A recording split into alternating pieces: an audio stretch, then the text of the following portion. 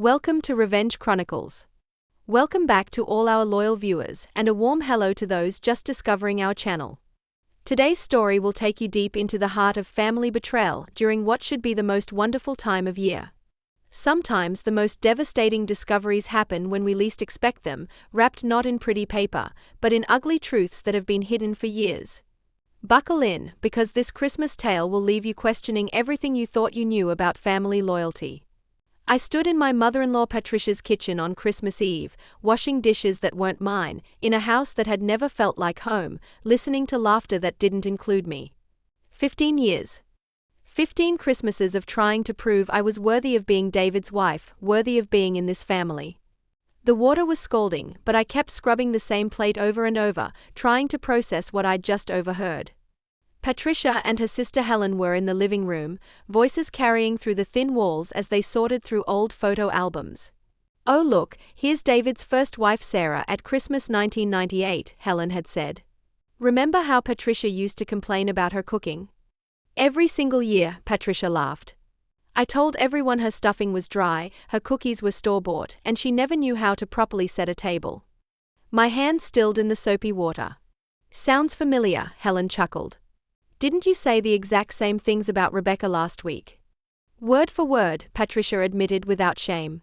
"Sarah, Rebecca, doesn't matter. No woman will ever be good enough for my David. It's actually easier to just recycle the complaints." The plate slipped from my numb fingers, clattering against the sink. 15 years of believing I was failing, that I needed to try harder, be better, cook more perfectly. 15 years of Christmas Eve panic attacks in bathroom stalls, wondering why nothing I did ever pleased this woman. "Remember how Sarah tried so hard that last Christmas?" Helen continued. "Handmade decorations, homemade everything." Patricia still found fault with it all. "Of course I did. That's the point. Keep them trying, keep them off balance. David needs a wife who knows her place." I walked into the living room, my hands still dripping. Both women looked up, Helen slightly embarrassed, Patricia completely unrepentant. "Rebecca dear, you missed a spot on the gravy boat," Patricia said smoothly, as if she hadn't just admitted to 15 years of calculated emotional abuse. "I heard you," I said quietly. "Heard what?" "Everything. About Sarah. About the recycled complaints. About keeping me off balance." Patricia's smile never wavered. "Oh honey, you're being dramatic. It's Christmas Eve." That night I couldn't sleep. David snored beside me in his childhood bedroom, surrounded by trophies and memories that predated me. I stared at the ceiling, thinking about Sarah. David's first wife had left him suddenly, citing irreconcilable differences. He'd painted her as unstable, said she couldn't handle his family's high standards. Now I understood. Sarah hadn't been unstable. She'd been smart enough to run. Christmas morning arrived with its usual chaos. Patricia held court in her living room, orchestrating gift exchanges with military precision. I watched her criticize my wrapping paper choices, my gift selections, even the way I sat on her couch. But now I heard it differently. These weren't personal failures. This was a script, performed annually, designed to diminish me. "Rebecca dear, this casserole dish is lovely, but I already have several," Patricia announced, holding up my carefully chosen gift. "Perhaps you could return it." In previous years, I would have apologized, promised to do better next time. Instead I said, "I'll keep the receipt." Something in my tone made David look up from his new golf clubs. "Babe, everything okay?" "Perfect," I said. "Actually, I need to run an errand. I'll be back." I drove to the public library, one of the few places open on Christmas. I needed internet access, and I needed answers. It took me 3 hours to find Sarah Mitchell on social media. David's first wife had remarried, moved to Colorado, looked genuinely happy in photos with her new family. I sent her a message. "This might sound crazy, but I'm David's current wife. I need to ask you about Patricia." Her response came within an hour. "Oh honey. What finally made you realize?" We talked for 2 hours via video chat. Sarah's story was identical to mine. The constant criticism, the impossible standards, the way Patricia would smile while delivering cutting remarks. The Christmas Sarah had spent 3 days making hand-painted ornaments, only to have Patricia announce they didn't match the tree's aesthetic. "She told me my cookies were dry," Sarah said. She's been telling me the same thing for 15 years. Store-bought stuffing? Every year. Let me guess, you can't properly fold napkins either? I actually laughed. How did you know? Because Patricia said the exact same things about David's high school girlfriend, according to Helen. It's not about you, Rebecca. It's about control. She needs David's wife to always be trying and failing to earn approval that will never come. Why didn't you ever tell David? Sarah's expression grew sad. I tried. But Patricia's been perfecting this game for decades. She never does it in front of witnesses. David genuinely believes his mother just has high standards and bad timing. How did you finally leave? I realized I was becoming someone I didn't recognize. Anxious, self-doubting, constantly apologizing for existing. I chose my sanity over his family's dysfunction. When I returned to Patricia's house, dinner was being served. I sat at the table, watching the familiar dance play out. Patricia's backhanded compliments, her subtle digs, her way of making every conversation about my shortcomings. Rebecca, this cranberry sauce is interesting, she said, taking a small bite. Very tart. Most people add more sugar. I followed your mother's recipe exactly, I replied calmly. Patricia's fork paused halfway to her mouth. My mother never made it that tart. Actually, I have the recipe card. Your mother wrote that you specifically requested less sugar because you found most cranberry sauces too sweet. I thought you'd appreciate the authenticity. David smiled proudly. That's so thoughtful, babe. Patricia's mouth opened and closed like a fish.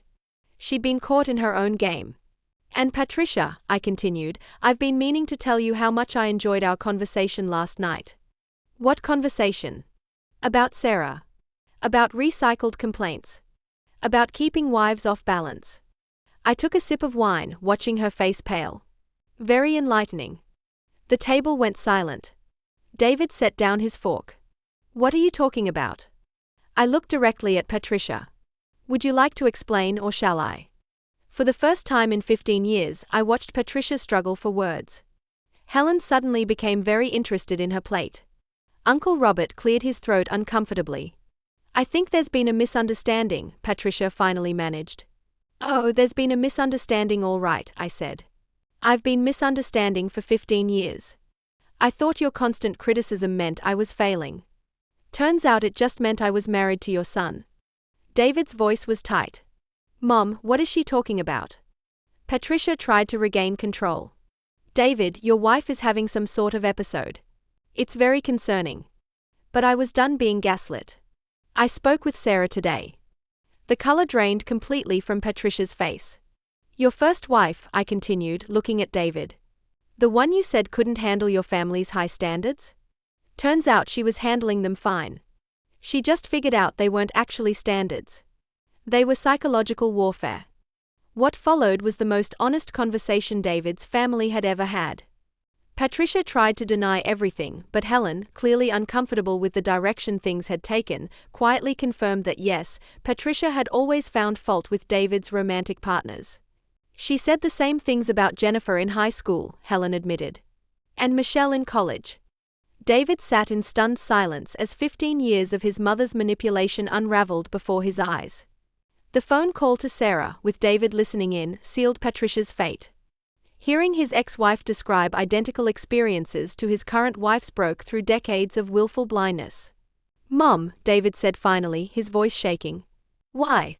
Patricia's mask finally slipped entirely. Because no woman is good enough for you. You're my son, my baby. These women, they don't understand what it takes to be part of this family. What it takes is surviving your abuse, I said quietly. The aftermath was swift.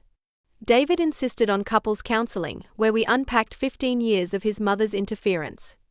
He began setting boundaries, supporting me publicly when Patricia made her comments, refusing to tolerate her behavior.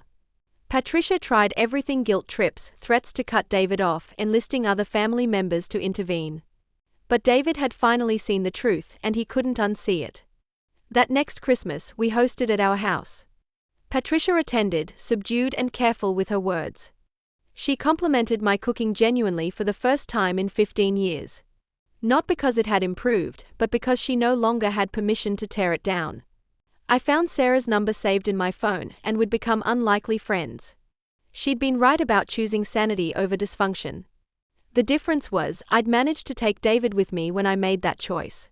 Standing in my own kitchen, watching my husband defend my perfectly adequate cranberry sauce to his chastened mother, I realized something profound. The woman who'd spent 15 years trying to make me smaller had actually made me stronger. Every criticism had built my resilience.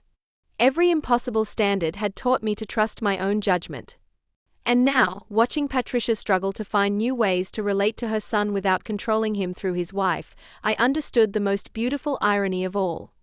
Her attempts to keep me off balance had finally knocked her off hers. If you've found strength in this story, please subscribe to Revenge Chronicles for more tales of justice and family healing.